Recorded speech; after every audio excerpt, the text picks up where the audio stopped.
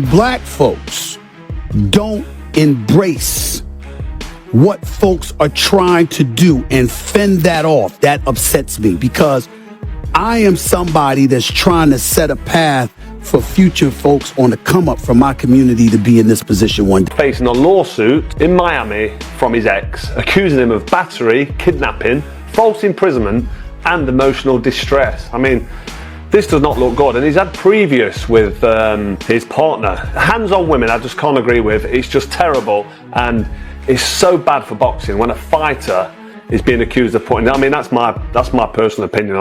As reported, Jake Paul's return could shift to December, with the November 14th Netflix exhibition in jeopardy due to the latest allegations against Gervonta Davis. Sources tell Ring Magazine that December 12th and the 19th are possibilities, right?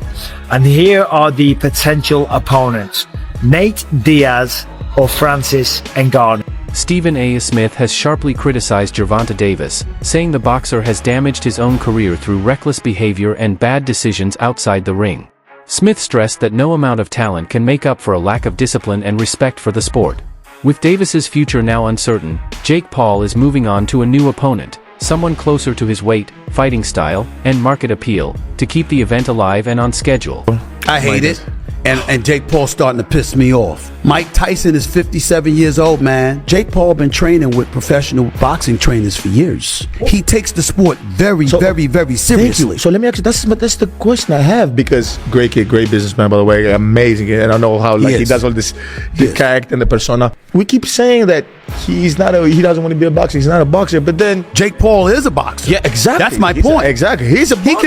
He can fight. I respect it. So go in there against fighters. You should be climbing the ladder towards those other fighters and taking the sport seriously to the point where you're fighting actual boxers. Now he decides to fight a fighter, a real fighter, which is Tyson. But Tyson is 30 years older. Stop this nonsense of going against dudes that either ain't boxing or is 25 years removed from the sport. Inside the Ring show has officially reported on X that Gervonta Davis is expected to be pulled from his November 14th Netflix exhibition against Jake Paul. According to sources cited by the Ring's Mike Coppinger, the event is now being rescheduled for December, with December 12th and 19th among the new dates being considered. Jake Paul's team is currently exploring several replacement opponents, including Andre Ward, Nate Diaz, and Francis Ngannou. The announcement has sparked heavy speculation among fans about who will step in next. Analysts from the Wade podcast noted that Jake Paul's camp is carefully protecting both financial control and public image. They believe the lawsuit involving Davis could hurt pay-per-view numbers, as many fans may avoid supporting a fighter facing serious allegations. The team reportedly views reputation and marketability as equally important as revenue, and this controversy risks damaging both. The fight was originally designed to capture mainstream attention through Netflix's massive global reach, but now the headlines about Davis's legal troubles have completely shifted the story. As the analyst explained, while controversy can sometimes fuel boxing's popularity, legal scandals often drive audiences away instead of drawing them in. Very seriously. And I just thought, okay, this is going to get a little more interesting than I previously thought. I thought it would be a bit of a mismatch, a bit of a, boxing experience to Gervonta Davis, Jake bringing the size and power, and we're going to get one of these stalemates where no one wants to take a real risk and both guys are going to get paid. Turns out no guy may get paid, or Gervonta Davis might be kicked off the card because we have a new, not champion, a new domestic violence abuse allegation against Gervonta Davis. There's been a lot of allegations against Tank, and some of those have been dropped, that others have not really been pursued, and you don't really know what's what behind the scenes with people. But when things like this happen over and over, I think this is his fourth or maybe fifth allegation of domestic abuse, you kind of start to have to look at the person that's being accused of such and go, why do you keep ending up in these situations? And the way it's described, we've even seen Tank do some of the things already on camera. But let's get into this thing, and then we'll just go right into the report from Chris Mannix here. Shout out Mannix. Obviously, you guys know him as a commentator with DAZN, covers boxing, covers basketball as well for SI. Chris Mannix on Twitter says, Netflix and reps for Jake Paul have been exploring potential replacements for Gervonta Davis. Sources familiar with the situation told SI Now.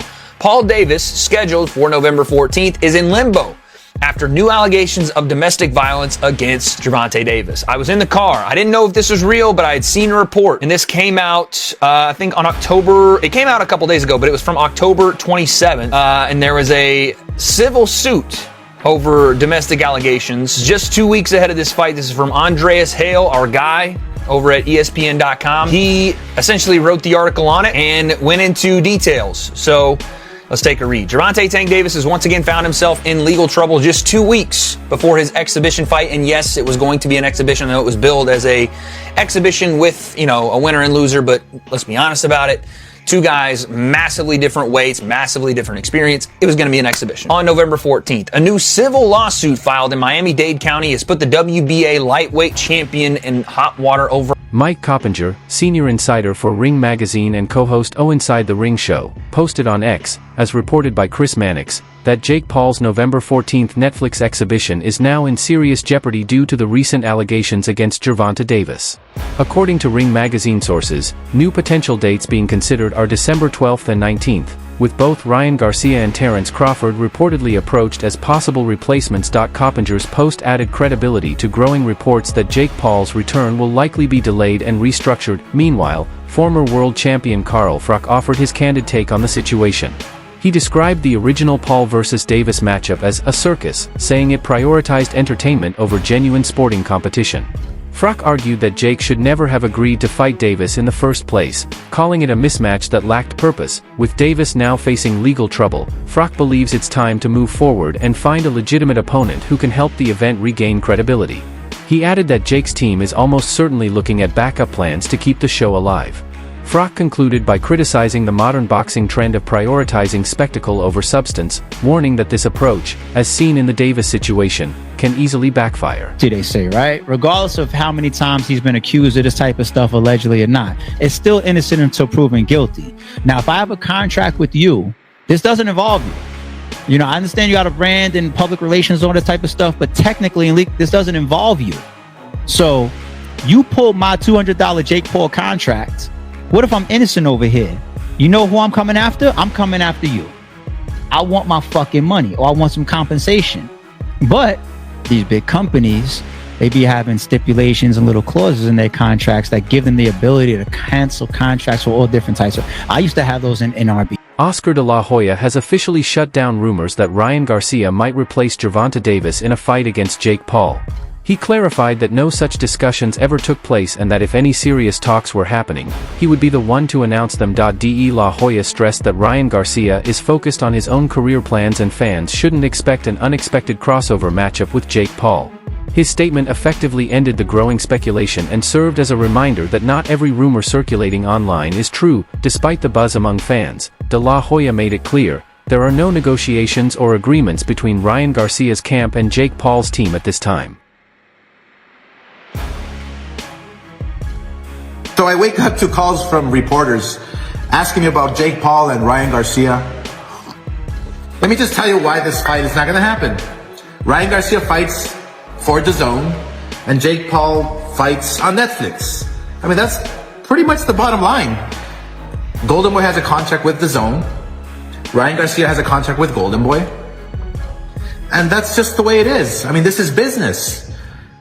Ryan Garcia's probably going to go on a rant saying, oh, you're keeping me from making money and this and that and fighting. No, you have to go by the law, by the rules. You have a contract with DAZN. You have a contract with Golden Boy. It just doesn't happen that way. So anyway, until next time, we'll see you Saturday for Virgil Ortiz. But again, Ryan Garcia's next fight will be announced